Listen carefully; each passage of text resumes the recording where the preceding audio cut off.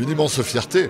La Grande Motte est habituée à accueillir des événements mondiaux, mais là, c'est à 80 jours des Jeux Olympiques qui se déroulent en France et la partie voile à Marseille.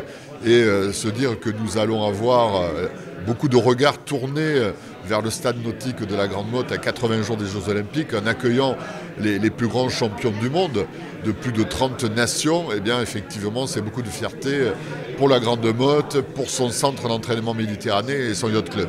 Mais je crois que ça a été dit tout à l'heure par Franck Citeau, hein, le stade nautique de la Grande Motte réunit toutes les conditions pour se préparer à quelques jours des Jeux Olympiques à cette compétition en termes de bassin, en termes de salinité, en termes de vent.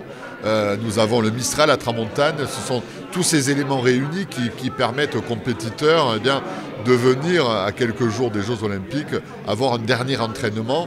Et c'est vrai qu'il faut se rappeler que grâce au CEM, au Centre d'entraînement Méditerranée, beaucoup de champions se sont préparés à la Grande Motte. Franck Citeau a été pendant de nombreuses années l'entraîneur de l'équipe de France à la voile et l'équipe de France à la voile vient régulièrement à la Grande Motte s'entraîner.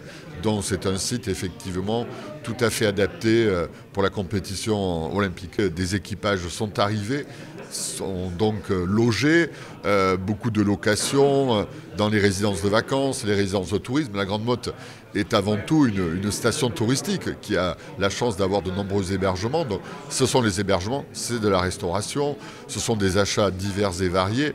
Et puis c'est aussi, en termes d'image, d'attractivité, des retombées importantes à l'échelle mondiale.